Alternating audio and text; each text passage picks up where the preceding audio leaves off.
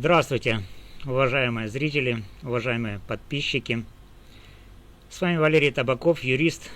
И сегодня на моем канале мы снова и снова погружаемся в анализ двух громких уголовных дел. Дел об убийстве Ирины Фарион и Андрея Порубия. Эти преступления вызвали широкий общественный резонанс, и вокруг них возникло множество вопросов. В обоих делах следствие опирается на видеозаписи, на которых запечатлены предполагаемые фигуранты. Человек в панамке и очках в случае Фарион и человек, замаскированный под курьера службы доставки Глова в случае Порубия. Но, друзья, что если эти лица лишь агенты прикрытия, а настоящие исполнители остались в тени? Давайте разберем эти дела с юридической и криминалистической точек зрения, чтобы понять, где правда, а где разумные сомнения. Готовьтесь к глубокому анализу и не забудьте подписаться на канал, чтобы не пропустить новые разборы. Начнем с того, что оба дела объединяет ключевое доказательство – видеозаписи. В деле Ирины Фарион мы видим человека в панаме и очках, которого следствие считает подозреваемым и обвиняемым. В деле Андрея Порубия фигурирует человек, замаскированный под курьера Глова, с предметом, похожим на пистолет. Эти видеоматериалы стали основой для расследования, но их качество и содержание вызывают серьезные вопросы. Позвольте мне, как юристу, предложить гипотезу, которая может изменить ваше восприятие этих дел. Что, друзья, если лица, запечатленные на фото и видео, были не исполнителями, а агентами прикрытия, задачей которых было отвлечь внимание следствия, пока настоящие стрелки оставались вне поля зрения? С юридической точки зрения видеозаписи являются вещественными доказательствами, регулируемыми статьей 81 Уголовно-процессуального кодекса Украины. Чтобы они имели силу в суде, необходимо подтвердить их подлинность, отсутствие монтажа, а также законность получения. Однако в деле Порубия момент предполагаемого убийства скрыт листвой деревьев, а в деле Фарион видеозапись не дает четкого ответа на вопрос, кто именно стрелял. Мы видим человека в панаме и очках, но нет прямых доказательств того, что именно он произвел выстрелы. Аналогично в деле Порубия. Мы наблюдаем, как человек, замаскированный под курьера, вытягивает руку с предметом, похожим на пистолет, затем уходит за ветви, где якобы происходит убийство.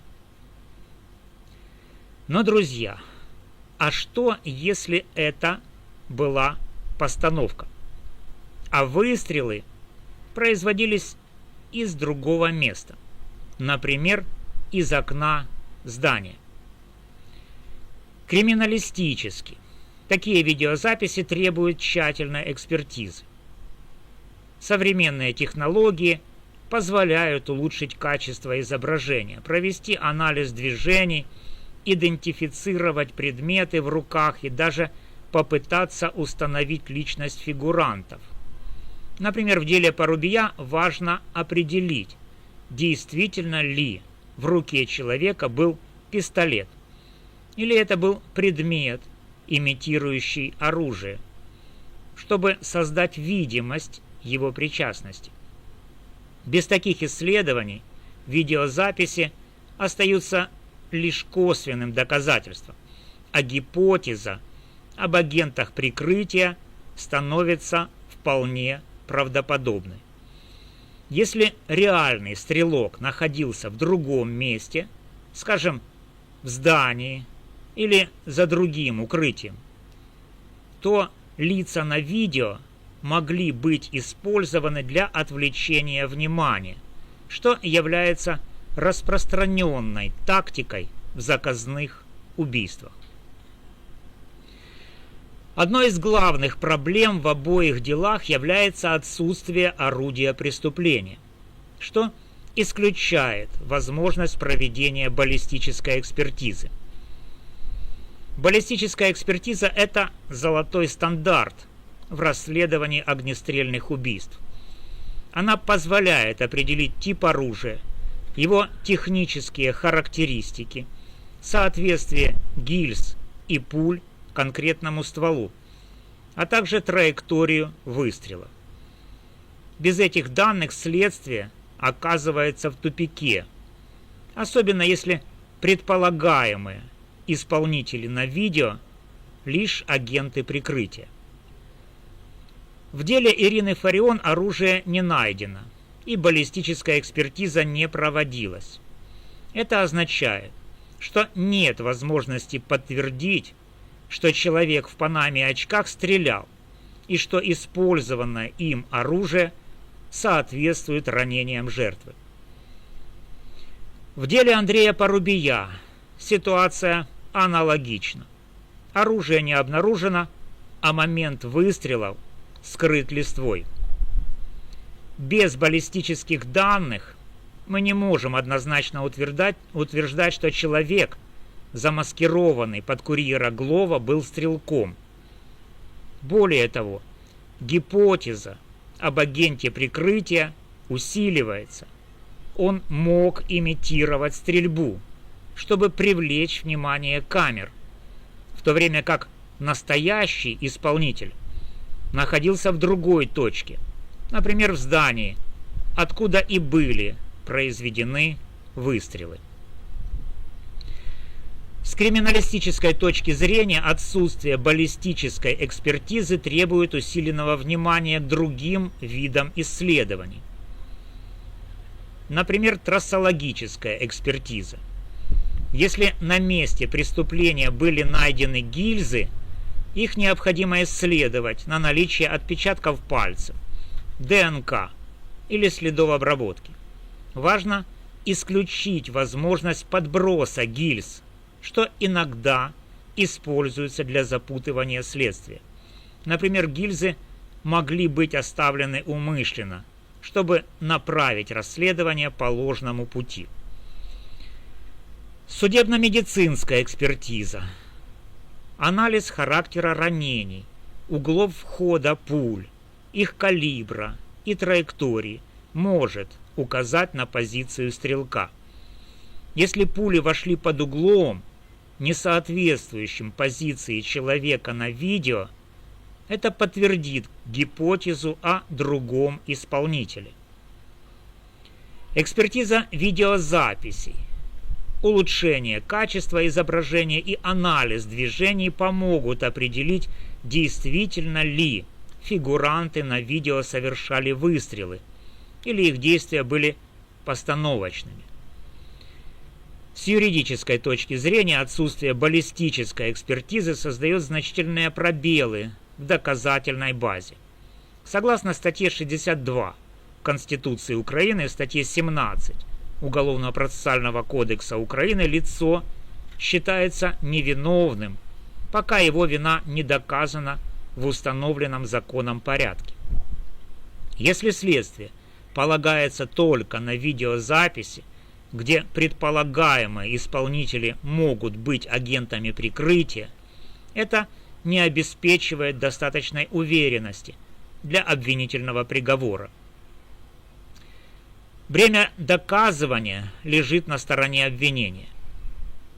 И без прямых доказательств, таких как оружие или результаты баллистики, гипотеза о других исполнителях остается вполне обоснованы. Давайте подробнее остановимся на деле Андрея Порубия, где гипотеза об агенте прикрытия выглядит особенно правдоподобной. На видеозаписи мы видим человека, замаскированного под курьера Глова, который выбирает место для засады, вытягивает руку с пистолетом, или, вернее, предметом, похожим на пистолет, и уходит за ветви деревьев. По таймингу за 8 секунд происходит 8 предполагаемых выстрелов, что указывает на высокую скорострельность. На первый взгляд это может свидетельствовать о профессионализме исполнителя, который прошел специальную подготовку и действовал хладнокровно. Однако есть нюанс, который заставляет задуматься. Момент выстрелов скрыт листвой, и мы не видим, что именно происходит за листьями дерева. С криминалистической точки зрения такая скорострельность действительно характерна для профессионального стрелка, особенно если использовалось полуавтоматическое оружие. Но профессионализм может проявляться не только в исполнении убийства, но и в организации отвлекающего маневра. Человек, замаскированный под курьера, мог сознательно создать видимость стрельбы, чтобы камеры зафиксировали его действия, в то время как настоящий стрелок находился в другой позиции, например, в окне здания или за другим укрытием. Эта тактика часто используется в заказных убийствах, где организаторы стремятся запутать следствие, подставляя ложных исполнителей. Криминалистический анализ должен включать реконструкцию событий. Например, судебно-медицинская экспертиза может показать, что пули вошли в тело жертвы под углом, не соответствующим позиции человека за деревьями. Это подтвердило бы гипотезу о другом стрелке. Кроме того, использование маскировки под курьера Глова, выбор времени и места преступления, а также быстрое покидание места происшествия указывают на тщательную подготовку. Это может быть признаком не только профессионального исполнения, но и сложной операции с участием нескольких лиц, где агент прикрытия играет ключевую роль. Юридически такая неопределенность порождает разумное сомнение в виновности человека, запечатленного на видео. Если следствие не найдет оружие, не проведет баллистическую экспертизу и не подтвердит связь между фигурантом и выстрелами, защита сможет оспорить обвинение, указав на возможность участия других исполнителей. Это делает гипотезу об агенте прикрытия не просто вероятной, но и стратегически важной для расследования. Хочу поделиться с вами важным юридическим принципом, который лежит в основе этих дел. Принципом разумного сомнения. Согласно статье 17 УПК Украины, любое сомнение в виновности лица толкуется в его пользу. Это краеугольный камень презумпции невиновности, закрепленной в статье 62 Конституции Украины. Позвольте, друзья, привести пример из своей юности, который хорошо иллюстрирует этот принцип. Когда я учился в институте, Киевском политехническом, мой преподаватель по программированию рассказывал историю. Один студент принес программу, разработанную якобы им самим, и сказал, вернее, его спросил преподаватель: программа работает? А студент отвечает: работает, но плохо. Тогда преподаватель говорит: в программировании, мой друг, нет понятия 99% работающей программы. Она либо работает на 100%, либо не работает вовсе. 99% это все равно, что 0 в данном случае. И этот принцип применим и к уголовному правосудию. Доказательства должны обеспечивать стопроцентную уверенность в виновности лица. Если есть разумные сомнения, а в делах Фарион и Порубия они есть, особенно с учетом гипотезы об агентах прикрытия, обвинительный приговор не может быть вынесен. В деле Порубия видеозапись не подтверждает, что человек, замаскированный под курьера, стрелял. Момент выстрела вскрыт, оружие не найдено, а гильзы, если они есть, требуют тщательного анализа. В деле Фарион ситуация схожая. Человек в панаме и очках мог быть агентом прикрытия, а настоящий стрелок действовать из другого места. Без баллистической экспертизы, без анализа траектории пуль и без дополнительных доказательств следствие не может исключить эти версии. Это разумные сомнения, и они должны быть устранены, чтобы дело дошло до приговора с убедительной доказательной базой. Отсутствие орудия преступления и баллистическая экспертиза заставляет следствие искать альтернативные пути. Давайте разберем, какие методы могут помочь в расследовании и как они связаны с гипотезой об агентах прикрытия. Судебно-медицинская экспертиза. Анализ ранений жертвы может дать ключ к разгадке. Например, если пули вошли под углом, не соответствующим позиции человека на видео, это укажет на другого стрелка. В деле Порубия важно установить, совпадает ли траектория пуль с местом, где находился человек за деревьями. Трассологическая экспертиза. Гильзы, найденные на месте преступления, требуют исследования, например, отпечатков пальцев, ДНК или следов подброса.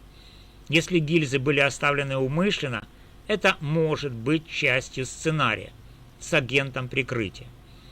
Экспертиза видеозаписей. Современные технологии позволяют улучшить качество изображения, определить подлинность записи и проанализировать движения фигурантов. Например, можно установить, действительно ли человек на видео держал оружие или это была имитация. Оперативно-розыскные мероприятия. Поиск дополнительных видеозаписей с других камер в районе преступления, допрос свидетелей, анализ связей предполагаемых фигурантов с организаторами убийства. Если человек на видео агент прикрытия, следствие должно искать следы реального исполнителя, например, проверяя здание вблизи места преступления. Эти методы особенно важны, если мы предполагаем, что лица на видео играли роль отвлекающего звена. В заказных убийствах такая тактика используется для усложнения расследования. Один человек привлекает внимание, а другой выполняет главную задачу. Без комплексного подхода следствие рискует сосредоточиться на ложной цели, упустив настоящих виновников. Чтобы продвинуться в расследовании и проверить гипотезу об агентах прикрытия, следствию необходимо: первое, провести комплексную экспертизу видеозаписей, использовать технологии улучшения изображения, анализировать движения и предметы в руках фигурантов, подтвердить подлинность записей. Второе, активно искать орудие преступления. Обнаружение оружия позволит провести баллистическую экспертизу и установить связь между ним, гильзами и ранениями. Третье. Организовать судебно-медицинскую экспертизу. Определить углы входа пуль, их калибр и траекторию для реконструкции позиции стрелка. Четвертое. Провести трассологический анализ. Исследовать гильзы и другие следы на месте преступления, чтобы исключить их подброс. Пятое. Усилить оперативные мероприятия. Проверить здания и другие потенциальные точки, откуда могли производиться выстрелы. Собрать дополнительные видеозаписи, допросить свидетелей и изучить связи фигурантов с возможными заказчиками. Шестое. Рассмотреть альтернативные версии. Активно проверять гипотезу об агентах прикрытия, анализируя возможность участия других исполнителей. Убийство Ирины Фарион и Андрея Порубия – это сложные дела, которые объединяют не только использование видеозаписей как основного доказательства, но и серьезные пробелы в расследовании, отсутствие орудия преступления и баллистической экспертизы, а также вероятность того, что лица на видео были агентами прикрытия, создают значительные трудности для следствия. С юридической точки зрения, принцип разумного сомнения требует, чтобы обвинение опиралось на стопроцентную уверенность, подкрепленную объективными доказательствами. С криминалистической точки зрения необходим комплексный подход, включающий экспертизы и оперативные мероприятия, чтобы исключить ложные версии и найти настоящих виновников.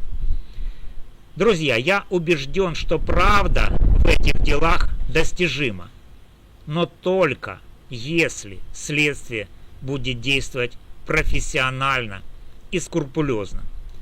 Мы будем следить за развитием событий и держать вас в курсе. Подписывайтесь на канал, ставьте лайки, делитесь своими мыслями в комментариях. Ваше мнение помогает мне разбираться в сложных делах. Донатьте. Давайте вместе добиваться справедливости и раскрывать правду. С вами был юрист Валерий Табаков. До новых встреч.